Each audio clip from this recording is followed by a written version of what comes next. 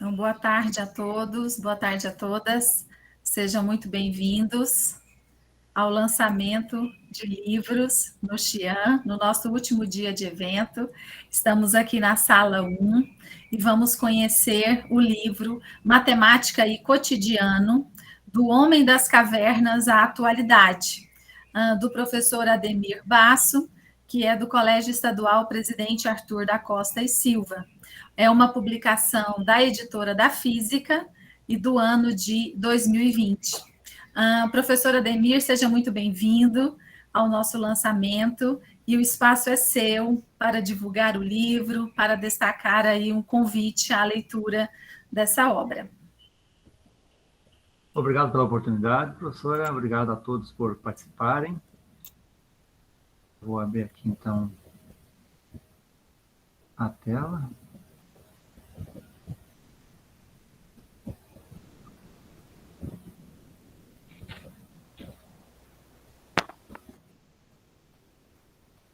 Acredito que esteja aparecendo para vocês já.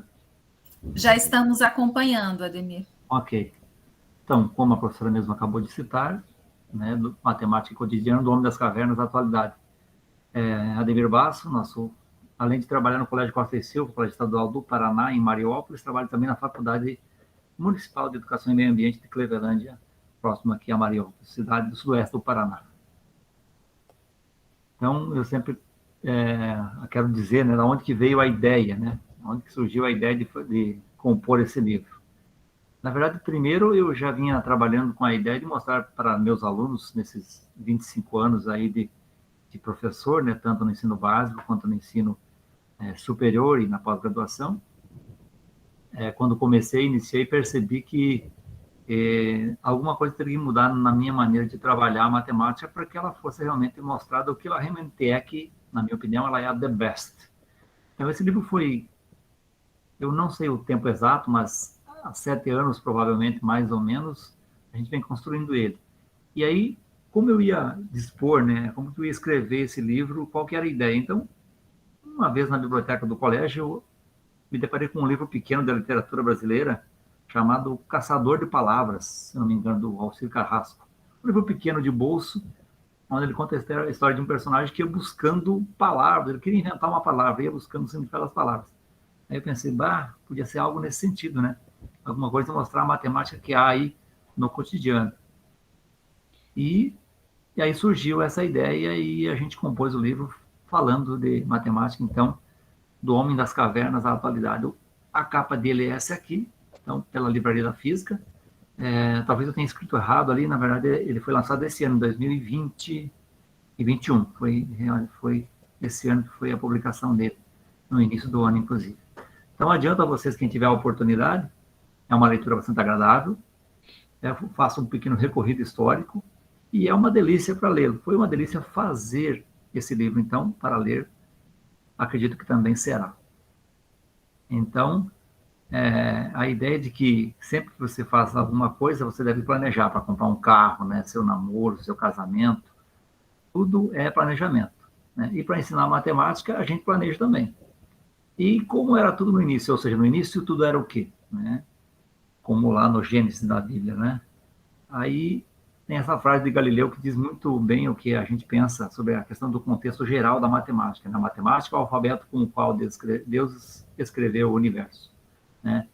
Para quem é cristão e para quem não é cristão, a frase é muito bem construída, por sinal. E aí eu sempre perguntei, quantos dias Deus demorou para criar o mundo? Né? Se você responder rapidamente certo, você errou. Ele demorou apenas 6 dias, porque no 7º ele descansou. Então, eu brinco nesse livro, e brinco também com os meus estudantes sobre isso, que a criação do homem, segundo a vertente cristã, havia matemática, né? Deus criou Adão, um ser humano, sua costela veio a Eva, o segundo ser humano, 2 seres humanos, portanto. Depois tiveram Caim e Abel, tiveram então 4 seres humanos. Depois aconteceu uma tragédia, ficaram só 3. Depois nasceu 7, né? Uma menina. Então foram 4 seres humanos novamente. E o que não aparece no livro sagrado, apareceu que, inclusive, que Adão e Eva tiveram mais de 50 filhos entre homens e mulheres, livros não publicados na Bíblia Sagrada. Então, eu vou brincando dessa maneira e mostrando a matemática que aconteceu aí desde os primórdios, nas teorias cristãs e científicas, inclusive. Jesus Cristo usou matemática? A divisão do pão na Santa Ceia. Divisão. Por quantas moedas Judas traiu Jesus? Qual era o peso delas, o valor delas atualmente, se fosse o caso? A parábola dos talentos, tem matemática incutida aí. A multiplicação dos pães e peixes. Crescer e multiplicai-vos. Multiplicação. Né? E essa pequena brincadeira. Daqueles tempos, Jesus disse aos seus discípulos, irmãos, y igual a x quadrado mais bx mais c. Os apóstolos confusos perguntaram, mas Senhor, o que é isso? E Jesus respondeu, é uma parábola. Ou seja, Jesus Cristo ensinava por parábolas, certo? E aqui está uma espécie de xiste, né, piada, que mostra também a matemática aí.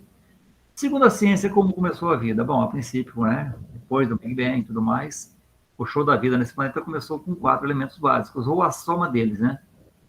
Carbono, hidrogênio, oxigênio e nitrogênio. Somando isso a alguns gases, né, a amônia, que é uma soma de elementos, o hidrogênio e o metano.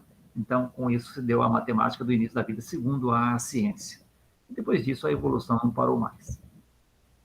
Eu brinco com isso, faço um recorrido histórico, né, através do tempo, iniciando aí com o osso ixengo, né, um dos primeiros antepassados do número, né, datado pelo carbono 14, esse fóssil de 25 a 30 mil anos, passando aí pelo homem das cavernas, com a ideia de como eles contavam, né, pelo pastoreio, né, pelos números aí entalhados nos tablets, né, na Babilônia, no Egito, história que nós também já conhecemos, no entanto, um recorrido histórico rapidamente dos conjuntos numéricos, né, os gregos, toda a ideia aí da beleza, né, do Parthenon e toda a matemática que envolvia essa obra magnífica, até chegar, inclusive, nos números indo-arábicos, a maior invenção que proporcionou cálculos que antes não poderia ser feito com os números até então descobertos ou criados. E, é claro, não deixando de chegar na grande criação de Leibniz, né, que são os números binários, que é o que possibilita hoje essa interação tão longe e tão perto ao mesmo tempo que a tecnologia, que é a pura matemática, zeros e uns. Trabalho também nessa nossa obra com a matemática no cotidiano, né, falando aí, além, é claro, da razão áurea, né, que aparece nas obras, na natureza, na construção, a ideia de tudo que é feito pelo ser humano, todo evento, tem matemática embutida nele, né, nos eventos, nas obras e nas criações. E a natureza, por si só, também mostra muita matemática de forma natural. Basta ver, né, o lançamento do livro dos professores anteriormente aí, muito bem colocada, é a ideia da simetria, por exemplo, né? Temos a matemática no amor, né? Uma fórmula inventada aí por um matemático, no momento não tem o nome, mas está referenciado no livro, que é a idade ideal para que uma pessoa possa encontrar o seu casamento, ou seja, baseado em três variáveis aí, né? Uma idade com que você passou a buscar experiências amorosas, os primeiros beijos, por exemplo, e a idade máxima que você deseja ficar solteiro ou solteira. E esse é a nossa constante de Euler, né, o número irracional. Então, fazendo essas contas, 37% da humanidade dá bem certinho essa forma para o casamento. A maioria, claro que não dá, né? Se você tiver curiosidade, pode buscar e fazer. É uma forma de verdade, não é uma brincadeira essa, mas ela compõe só, segundo as pesquisas do professor, em 37% da humanidade aqui, essa conta fecha, como dizem, né? Trabalhamos aí a matemática do amor também na busca da cara metade, a meia laranja, bilhetes matemáticos como esse, por exemplo. O rapaz ou a moça entrega esse bilhete à pessoa interessada, a pessoa interessada não vai entender, e você volta e explica para ele ou para ela, e cá entre nós, você tem 1000 encantos, ou seja, perfeita ou perfeito para mim, né? E aí um sorriso já mostra que você conquistou ou irá conquistar. Aparece muito aqui também no nosso livro a matemática no humor, a matemática na cerveja, inclusive, cientificamente falando, a matemática na natureza, a matemática no corpo humano, a matemática no futebol. Falamos aqui nos capítulos sobre a base de toda a ciência é a matemática. Então, na química, na física, na biologia, na geografia, nas artes, na filosofia, na língua portuguesa, inclusive, na parte literária, muita matemática. Eu não coloquei todos aqui, mas no livro aparece as disciplinas e tudo que há de matemática nela, história, inclusive, por exemplo. Certo? Aqui falamos também na matemática na música, o que é sabido por todos, né? E mostrando finalmente, então, aqui está o nosso sumário. Não sei se aparece para vocês de modo legal, mas começando então com a criação do homem divina, a obra do acaso, surgimento do homem e os períodos, o início de tudo para a matemática no tempo das cavernas, a matemática no pastoreio, no Egito, nos gregos, a matemática que seu curso com os romanos, chineses, maias, indo-arábicos, matemática do ser humano, o número de ouro, o corpo humano em números, matemática nas ruas, as funções de cotidiano, a matemática do amor, os tipos de casais, no namoro, no casamento, as equações e postulados do amor, matemática no cotidiano, na natureza, na cerveja, no humor, matemática nos textos, língua portuguesa, na física, na química, geografia, biologia, história, ciências, arte, filosofia, futebol, música.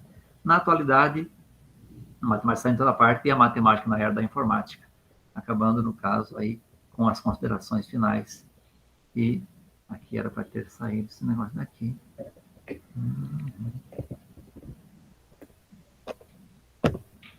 Perdão por esta falha técnica.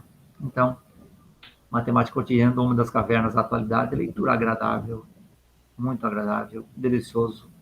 Recomendo a todos que busquem na Livraria Física, aí no site, ou mesmo na forma presencial.